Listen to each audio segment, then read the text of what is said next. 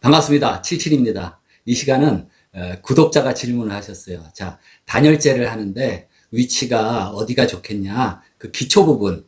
그래서 제 지난 영상에도 그 설명된 게 있는데 그 설계사무실 도면을 받아보면은 기초 하부에 그 단열재를 배치하도록 하는 그런 도면도 꽤 있어요. 그렇기 때문에 이제 그 문제 그리고 패시브 하우스에서도 이제 그 부분에 대한 이제 약간의 의견 차이도 있을 수 있습니다. 그래서 구독자분이 기초 단열과 난방관 단열 중에 엄청 고민 중인데 결론을 못 내고 있어요. 또 있을 점에 대한 분석 자료 등을 찾기가 쉽지 않네요. 이런 질문이 와서 제가 영상으로 말씀드리겠습니다. 이렇게 답변을 드렸습니다. 그러면 자, 기초 단열에서 어떤 차이가 나는지 잠깐 여러분들하고 같이 좀 생각을 해보도록 하겠습니다. 이 부분이 그냥 매트 기초라고 생각하시고, A는 자 보세요. 기초를 만들 때 요 밑에 잡석을 깔고 잡석 다짐을 합니다. 잡석 다짐을 하고, 그 다음에 요 파랑색은 버림 콘크리트라고 해서 말 그대로 버리는 콘크리트인데, 목적은 뭐냐면은 얘를 다 수평에 맞춰서 버림 콘크리트를 해주고 나야 여기에 이제 거푸집을 대는 그런 먹줄을 튀기게 돼요. 먹줄 튀기는 바탕이 되고, 또 여기가 평평해야 기초 여기 거푸집을 댈 때 그 용이하겠죠. 어쨌든 버린 콘크리트를 치고 거기다가 기초판을 만듭니다. 근데 기초판을 콘크리트를 하고 나서 거기다가 단열재를 예를 들어서 뭐 100mm 스티로폼이라든지 그거를 하느냐, 또는 밑에 그림처럼 기초판 콘크리트를 하기 전에 그 밑에 단열재를 놓냐, 요 차이점을 좀 고민스럽다는 거죠. 제가 얼마 며칠 있다가 그 ICF 양단열 블럭으로 공사를 하게 돼요. 근데 거기도 도면이 설계사무실에서 이렇게 기초판 하부에 단열재를 넣는 걸로 그렇게 설계되어 있더라고요. 그래서 제가 그 설계사무실 실장님하고 얘기를 했는데, 자, 요거를 이런 방식으로 기초판 위에다 자 넣으면 어떻겠습니까? 괜찮겠습니까? 그랬더니 그렇게 하라 그러더라고요. 어차피 계산을 해보면은 여기 단열재 두께가 똑같으면은 계산값은 뭐 똑같이 나온다고 할 수가 있어요. 그렇지만 요 기초판이 있기 때문에 열 용량에 대한 차이는 나게 되겠습니다. 여기서 이 녹색은 뭐냐 하면은 말하자면 방수, 비닐이에요. 비닐을 두터운 거를 한번 깔아주면은, 비닐을 깔아주면은 이 지면에서 올라오는 그 방수, 습기를 막아줄 수가 있습니다. 그리고 되면은 기초판을 한 다음에 기초판 위에도 깔아주면 좋아요. 여기도 기초판 위에 이 단열재하고 단열재 위에다 또 비닐이라든지, 또는 요거는 초록색 말고 이 청색으로 표시한 건 뭐냐면은 은박 단열재를 해줄 수가 있어요.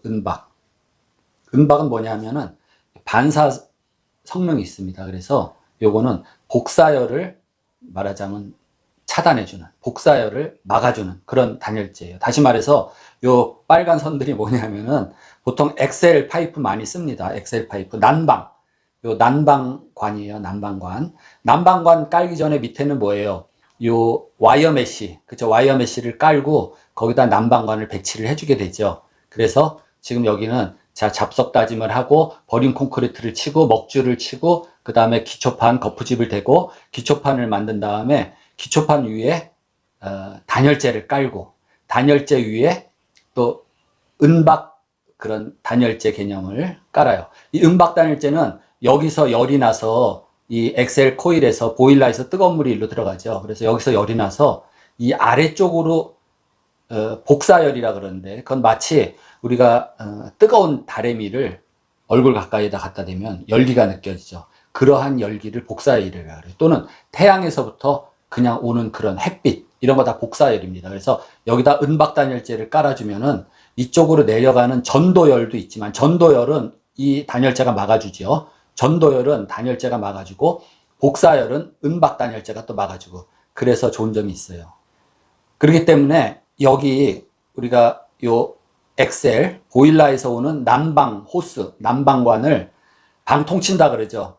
기초 치고 거기다 단열재 놓고 그 다음에 와이어 메쉬, 은박 단열재 깔고 와이어 메쉬를 설치하고 거기다가 이제 호스를, 난방 호스를 다 연결을 하고 그 다음에 거기를 이제 몰탈 미장 1대3 몰탈 미장 방통 친다 그러는데 그거를 이렇게 해주게 돼요. 몰탈 미장 그 방통 미장에 대한 여기에 이제 그 미장 끝나고 나서 균열이 좀 갈 수가 있어요. 근데 그거는 큰 문제가 아니다라고 제가 영상을 또 올린 게 있습니다. 그렇기 때문에 여기 방통 미장 방바닥 미장 한 다음에 크랙이 좀 갔다. 그래도 너무 크게 신경을 곤두세우지 않으셔도 됩니다. 큰 문제는 안 돼요.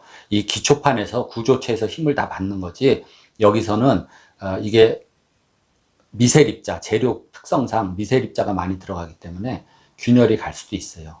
어쨌든 이 시간에 이제 그게 아니라 자, 단열재를 여기다 놓느냐 또는 이 기초판 밑에다 놓냐 이거죠. 자, 생각해 보면 자, 여기에 이제 보일러에서 가열을 해서 뜨거운 물이 이 호스, 요 난방 호스 엑셀관으로 이제 순환을 하면서 점점 더워져서 이 판 전체가 더워지겠죠. 엑셀관 주변으로 해서 여기도 마찬가지입니다. 근데 여기는 이 데펴지면서 은박 단열재로 인해서 복사열도 위로 올라가 버리고 또 전도되는 그런 열량이 일로 전도가 되려고 하니까 스티로폼 단열재가 또 막혀 있어요. 그래서 전도가 되지 않습니다. 그래서 단열재라는 거는 열 전도되는 성능이 굉장히 작은 거 단열재라 그러죠. 그래서 열 전도율이 굉장히 작은 스티로폴이나 또 제품명 아이소핑크, 아이소핑크는 압출법, 스티로폼은 비드법 제조 방법이 그래요. 어쨌든 뭐 상관없어요. 여기다 깔고 그래서 열이 여기에 있는 열이 온전히 이 위로 방바닥 위로만 가는 이러한 형상입니다.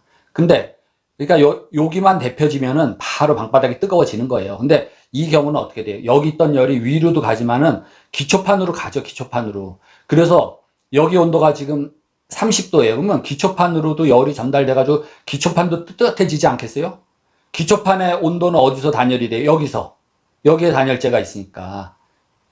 여기서 단열이 돼서 지면까지는 열이 전달이 안 되겠지만 기초판은 이 방통 슬라브 요 엑셀 코일이 있는 이 부분의 열과 함께 이렇게 같이 가열이 돼요.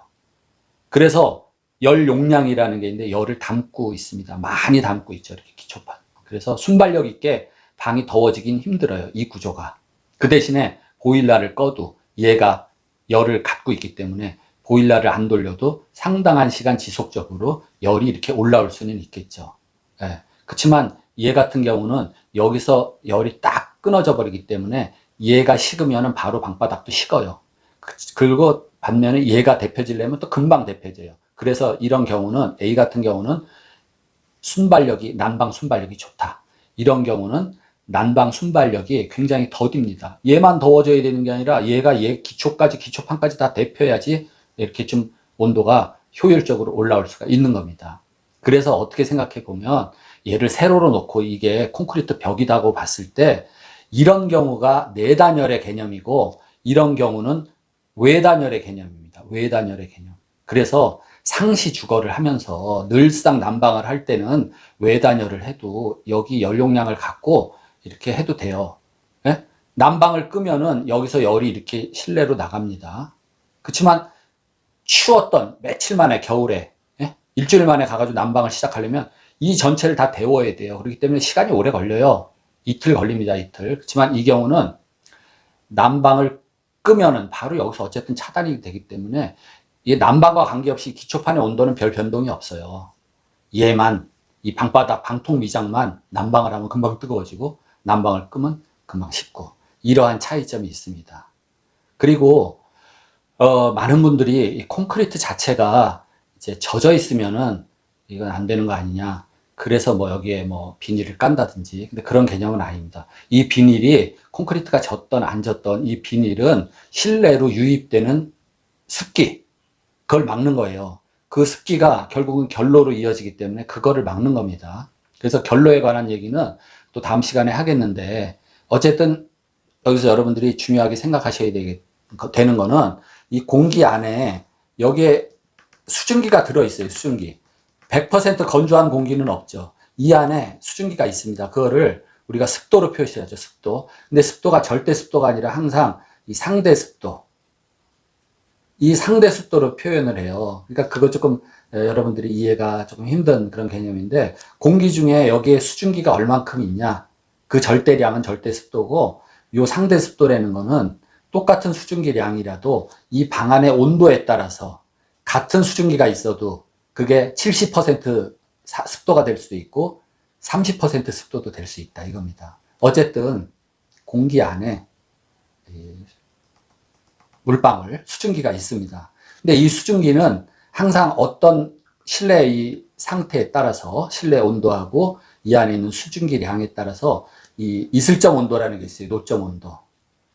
노점 온도보다 온도가 낮은 데가 있으면 거기 가서 이 물방울들이 달라붙어서 물이 돼요. 결로가 된다 그러죠. 응축수가 됩니다. 이슬이 돼요. 그래서 항상 요 노점 온도가 얼마냐, 노점 온도 이상으로 유지해줘야 되면 결로가 안 생기고, 또 하나는 가장 중요한 개념인데, 이 틈이 없어서 이 실내 습한 공기가 여기 달라붙지만 못하면 돼요. 이 습한 공기가 실내에 달라붙지 못하면 된다. 다시 말해서, 자, 노점 온도 이하가 됐어요, 여기가. 노점 온도가 이제 17도인데, 노점 온도가 17도인데, 여기가 12도예요. 그러면 이 방 안에 있는 수증기가 여기 가서 붙을 거 아니에요? 12도, 노점 온도보다 낮으니까. 그러면 이 벽을 노점 온도보다 높게 하려면 방법은 있어요. 여기다가 단열재를 뭐 스티로폴이나 이걸 딱 이렇게 하나를 여기다 덧대줬어요.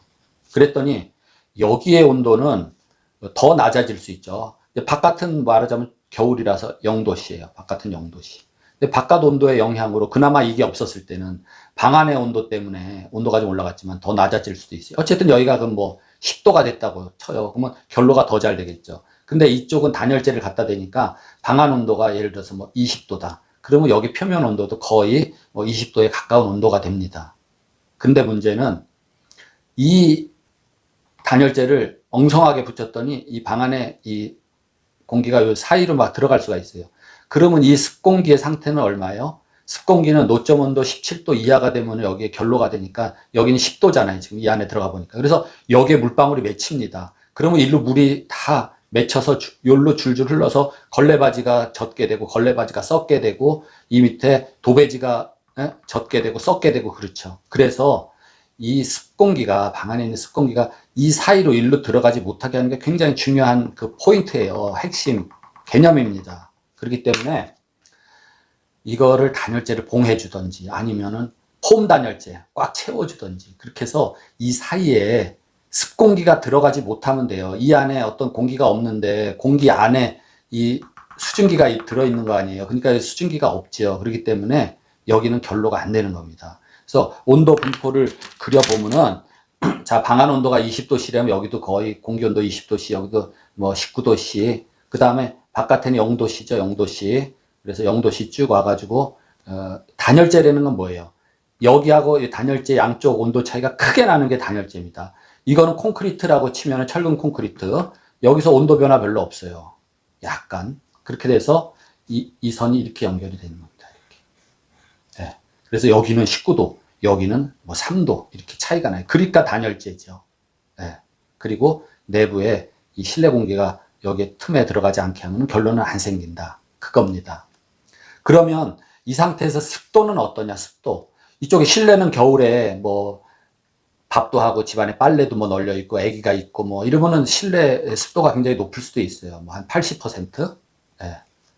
근데 겨울철 이 바깥 공기는 습도가 좀 낮죠. 뭐 20%. 이렇게 돼요.